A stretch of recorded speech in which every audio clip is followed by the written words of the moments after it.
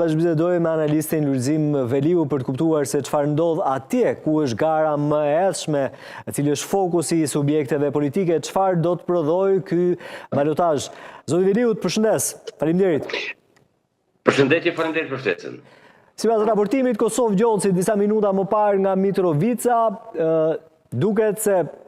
kjo komunë është me shumë rëndësi për subjektet politike. Në gjykimin tënd, pse?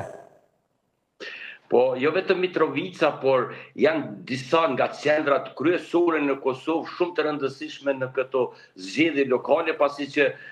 përjashtoferizojnë komunat kryesore, po flasim për 6 qytetet e mëdha, edhe nuk e kanë të përcaktuar kryetarin e komunës, dhe të gjitha janë në balotazh dhe si të tilla do të përcaktojnë edhe forcën e syte politike,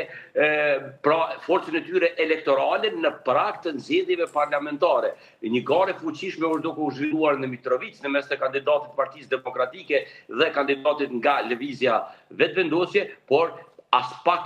e rëndësishme nuk është edhe gara në Prishtinë mes të ish-kryetarit për parim Rama nga Lidhja Demokratike dhe përfaqësuesit të Lëvizjes Vetëvendosje. Në këto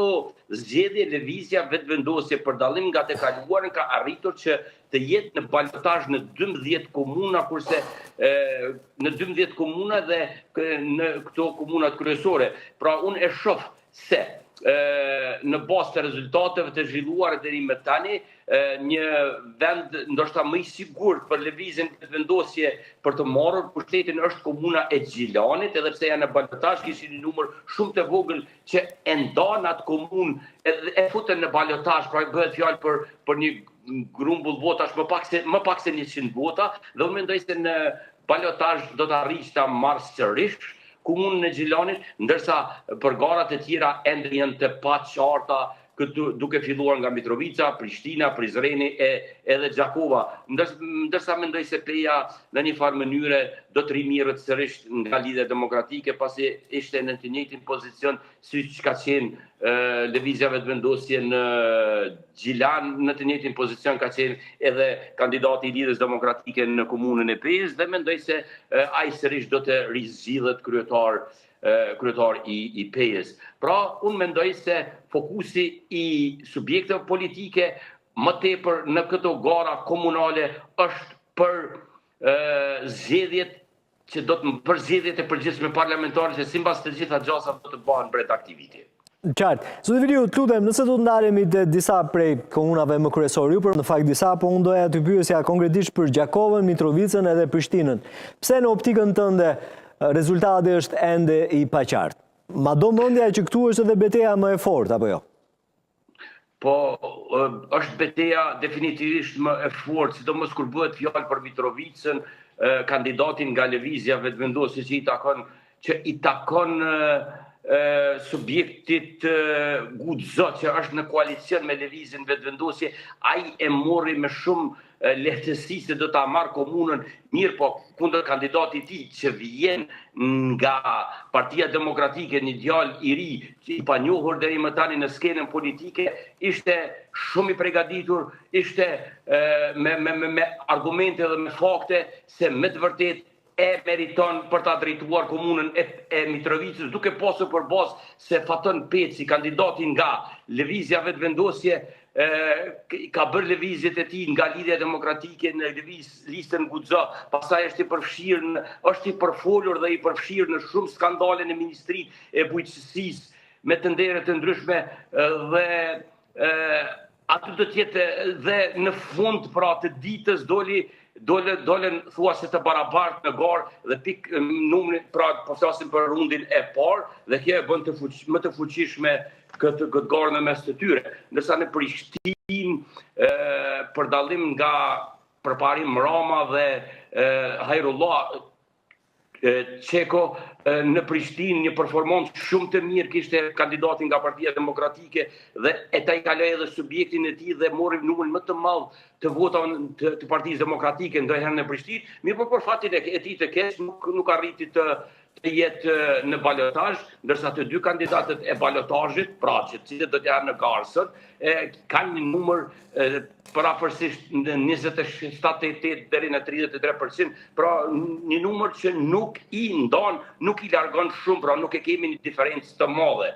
Dhe aty do të zhvillohet gara deri në momentin e fundit, vendimtar do të jenë votat e subjekteve të cilat tani më nuk janë pjesë e balotazhit, por që do të vendosin për njërin nga kandidatët, pra bëhet fjalë për Partinë Demokratike dhe Aleancën për Ardhmërinë e Kosovës, dhe ato vota do të jenë përcaktuese se cilin nga këta dy do të jetë kryetari i Prishtinës për 4 vitet e ardhshme. Ndërsa Gjakova mendoj se përkundër gjithë asaj gare, sërish në krye të Gjakovës do të jetë Ardian Xhini nga Aleanca për Ardhmërinë e Kosovës, për shkak të performancave të tij të mirë, të deritanishme, për shkak të punëve që janë bërë në atë komunë, dhe unë nga këto uroj që qytetarët të cilët sot votojnë në për komunat e tyre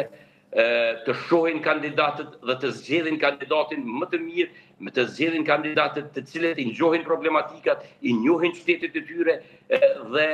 vendosin për ata, pra për të mirën e qytetit dhe të qytetarëve të tyre. Qartë, zoti Veliu, që të komentoja bashkë me ju një lajm të minutave të fundit që në fakt ka të bëj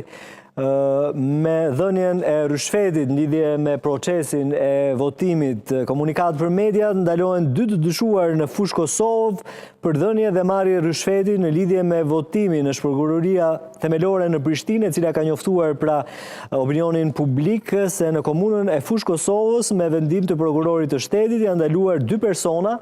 për shkak, siç e thash, të dyshimit të veprës penale, dhënia dhe marrje e rishfetit në lidhje me votimin. Nga neni 212 Kodit Penal të Republikës Kosovës, gjatë zhvillimit të hetimit, është sekuestruar një telefon i cili do të shërbejë si provë në procedurën e mëtejshme hetimore. Prokuroria Themelore në Prishtinë do të ndërmarrë të gjitha masat dhe veprimet e nevojshme konform dispozitave ligjore për ndriçimin e plot të rastit në fjalë. Si fenomen, në optikën tënde, zoti Veliu, sa i përhapur është marrja e rishfetit në proceset e votimit në Kosovë? Po me thënë të drejtën, Kosova ka qenë si një nga vendet që është njohur për deri më tani për zgjedhje korrekte dhe pa shumë problematika të mëdha, dhe mirë po rastet të tilla sporadike që ndodhin në vendet aty këty në ndonjë vend duhet të merren nga drejtësia dhe të dënohen sipas ligjeve të Kosovës, dhe nuk do t'ju luhet hapësirë asnjëri nga ta që të keqpërdorin votën e tyre apo edhe votat e të tjerëve, pasi që siç e thatë edhe ju në fushë Kosovë, edhe aty bëhet fjalë për një garë të ngushtë mes të lidhjes demokratike të Kosovës dhe lëvizjes vetëvendosje, duke pasur përballë atë komunë që në gambarimi i luftës ka udhëhequr gjithmonë nga lidhja demokratike, ndërsa kësaj radhe kemi një avantazh të kandidatit nga lëvizja vetëvendosje. Është folur shumë kohëve të fundit dhe gjatë fushatës edhe për disa maniverzime dhe keqpërdorime që janë bërë nga kandidati i lëvizjes vetëvendosje me punësimin e shumë njerëzve në në korporatën energjetike të Kosovës, ndërsa sa i përket rastit nuk e kam një informacion të plotë se nga kush është dhe kush janë personat dhe me cilin subjekt lidhen ata. Mirë, po pa marrë parasysh këtu, unë uroj që ata të cilët bëjnë keqpërdorime të tilla të përballen me drejtësinë dhe të marrin dënimin e merituar. Zoti Veliu, kemi edhe pamjen e një personi i cili në fakt është postuar në statusin e zotit Xhelal Zveshla, institucionalistët të shkelit ligjit për zgjedhjet para qendrës votimit me simbol partijak, siç edhe shikojmë edhe në foto të rrethuar me të kuqe. Po nuk ka rëndësi se nga cili subjekt është kandidati, ata duhet t'i lihen në dorë drejtësisë dhe të marrin dënimin e merituar. Qartë, kemi edhe një qëndrim të LDK-s në lidhje me këtë. Lidhja Demokratike e Kosovës dënon ashpër sjelljen e papranueshme, arrogante dhe kërcënuese